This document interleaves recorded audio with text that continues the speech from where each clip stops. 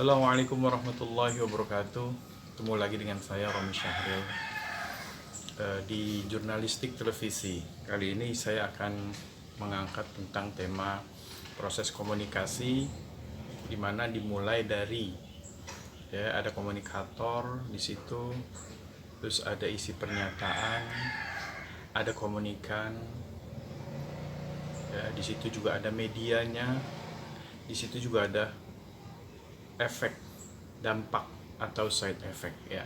Nah, kalau seorang jurnalis televisi, dia itu harus dituntut ya untuk jujur yang pertama. Jadi memberitakan berita itu apa adanya ya, tidak ditambahkan atau dikurangi kalau bisa ya.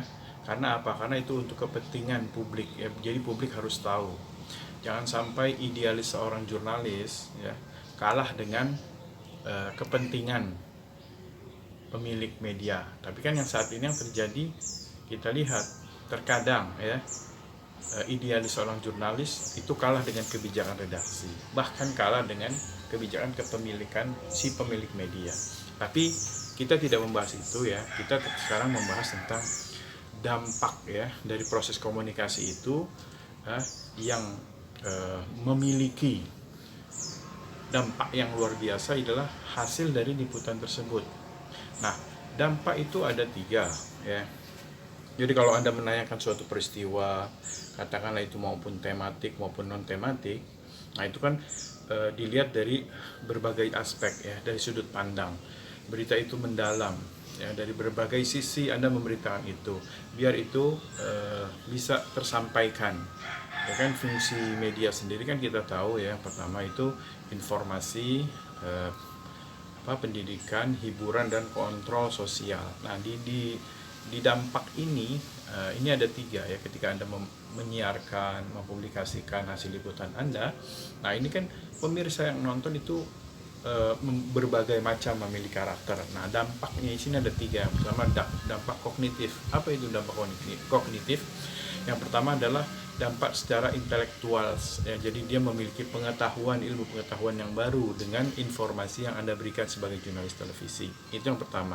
Yang kedua ya, dampak afektif ya. Afektif itu merupakan dampak di atas dari dampak kognitif. Jadi Anda levelnya di atas tuh. Biasanya kalau menonton tayangan Anda, dia merasa sedih, gembira, senang, dan seterusnya. Nah, itu dampak afektif. Yang ketiga adalah dampak perilaku. Nah, ini yang bahaya nih. Ketika Anda menyiarkan suatu berita, suatu informasi yang itu bisa merubah perilaku penonton, nah itu sangat berbahaya. Makanya diperlukan berita yang bagus, baik, jujur, supaya Anda menjadi jurnalis yang terpercaya.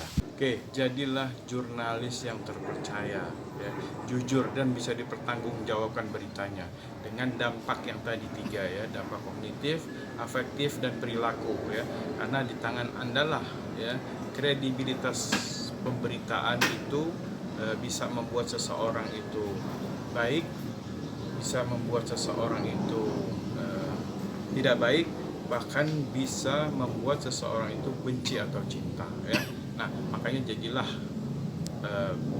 jurnalis yang terpercaya, jujur, dengan memberitakan berita yang apa adanya, bukan titipan, bukan pesanan, tapi berita sesuai fakta apa adanya. Sehingga yang menilai hasil liputan Anda adalah pemirsa. Demikian dari saya, semoga bermanfaat tentang proses komunikasi, di mana dampak menjadi satu hal yang penting, bisa dipertanggungjawabkan bagi jurnalisnya maupun bagi penontonnya. Salam dari saya. Assalamualaikum warahmatullahi wabarakatuh.